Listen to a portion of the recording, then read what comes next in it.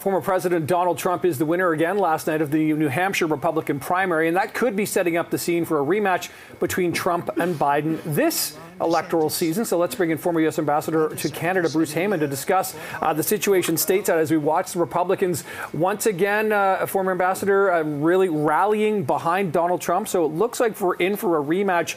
What is the sense you're getting about this race and about the American appetite for a rematch 4 years later? Boy, I think we all got very tired of Donald Trump, but unfortunately, it looks like it's going to be Trump versus Biden again. He's really consolidated the party around his MAGA supporters. And so I think it's going to be Joe versus Donald, and it's going to be very stark in terms of what the opportunity set is. And the threats to democracy are real under Donald Trump. He's made it very clear. He says the quiet part out loud. So if you think it's hyperbole, it's not. He actually tells you what he's going to do. Retribution against his opponents, limiting the press and retributions against the press, deportations of thousands, maybe millions. He's also talked about being proud of taking women's choice away. So look, it's going to be a stark election.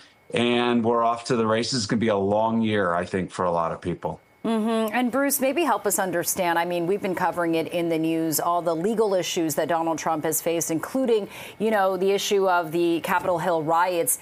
Do any of his legal issues kind of prevent him from becoming president in any way should a rematch become reality? There are a few legal issues that could prevent him.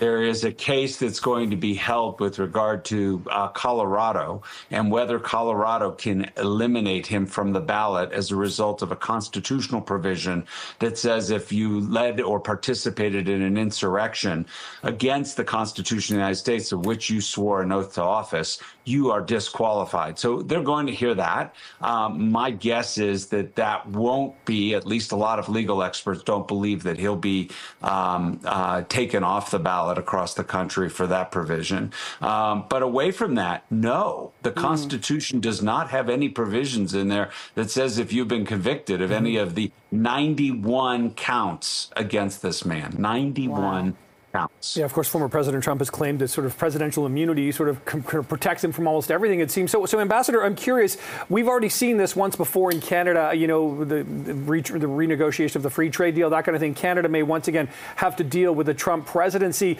Do you think that the fact that Canada, you know, learned from the first 4 years prepares us potentially for another 4 years? Yes and no. I will tell you that there was a provision put in that NAFTA agreement, the updated NAFTA agreement, which allows for review. And that review will take place during this next presidential term. If the president does not sign on to that, and it may not be because of Canada, it may be because of Mexico. You hear the language he's used about building a wall and deporting so many people back to Mexico. So it may very well be a stress point in the Canada-U.S. relationship. Now, let me point something out to all of your viewers this morning. You can change the outcome of this election. And when I mean you, I mean Americans living in Canada. The largest number of Americans living outside the United States happen to be either in Canada or Mexico, and they fight with each other to debate who has the most. But the swing states are going to be the key. It's going to be Wisconsin, Michigan, Pennsylvania. If Joe Biden wins Wisconsin, Michigan, Pennsylvania, it's over.